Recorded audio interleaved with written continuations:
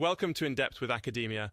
I'm your host, Richard Price, founder and CEO of academia.edu, excited to bring you another dive into fresh academic thinking from across the scholarly universe. Today we're exploring a truly fascinating paper by Hadrian Stone.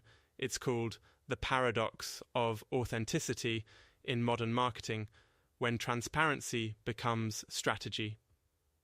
Now, before we start, I want to say, as I always do, I'm presenting these ideas neutrally, not endorsing or criticizing them. So take these insights as one perspective to chew on. All right, let's dig into the big question Stone raises. The whole paper is built around a delicious little paradox. In today's marketing, from big brands to Instagram influencers, we hear a lot about authenticity. We're told to trust those who are raw and real and transparent. But Stone asks, is what we're seeing actual sincerity, or is it just, a performance? Why does this matter? Because if we're constantly surrounded by strategic authenticity, it impacts who we trust, what we buy, and how we view both ourselves and the world. So, listeners, the next time you scroll through social media, would you rather be vulnerable, or just look like you're being vulnerable? That's the question. So, how does Stone approach this puzzle? The core argument is kind of a bombshell. Authenticity in modern marketing is less about pure honesty and more about the appearance of honesty. Stone argues that what we perceive as realness or genuineness is actually a crafted, curated illusion, and the more effort goes into constructing this, the more effortlessly authentic it seems. He leans on some major psychological research. Folks like Erving Goffman, who basically said all social interaction is like a stage play where people control what they reveal about themselves, and Paul Ekman, who found that people can't really detect honesty, they just spot confidence and consistency. So what does this mean in the real world? Let's get specific. Brands and online personalities, from TikTok creators to CEOs, know the rules of this game. They reveal just enough of their flaws to seem relatable, sometimes crying on camera, letting a little chaos show, but it's always the kind of vulnerability that adds to their status, and never the kind that would undercut it. It's selective transparency, not to mention, it's always the prettiest kind of raw, carefully lit, perfectly timed, ready for viral replays. What we think is a candid moment is often the result of tons of rehearsal wild, right? And let me pause here and just say, this isn't just about marketing, right? I mean, if you think about it, we all curate ourselves on social media, in job interviews, even in how we talk to our friends.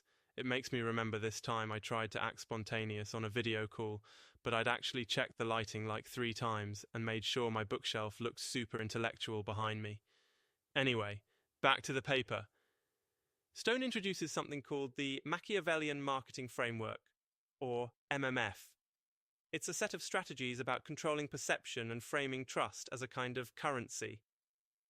The MMF says that in an algorithm-driven world where everyone fights for attention, the winner isn't the most real person, but the person who seems most deftly, strategically authentic.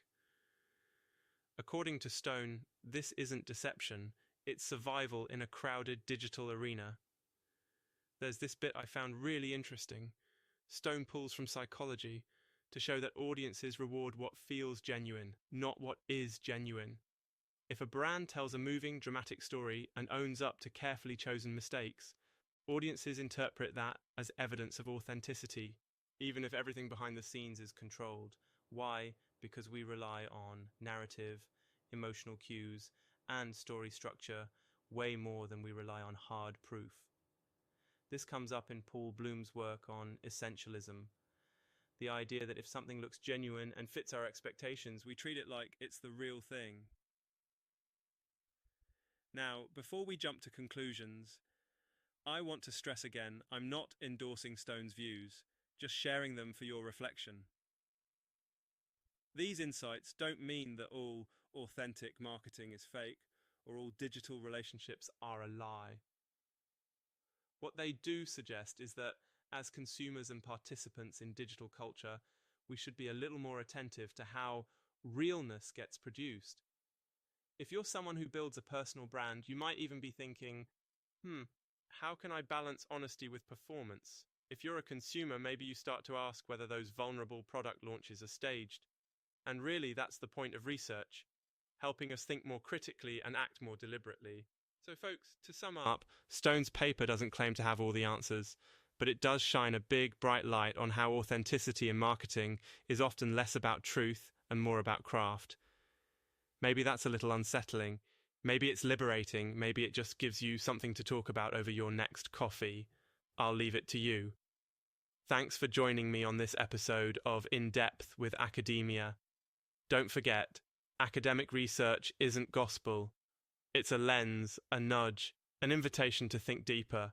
If today's topic made you think, or made you annoyed, or just gave you a new question to ask, then hey, the paper did its job.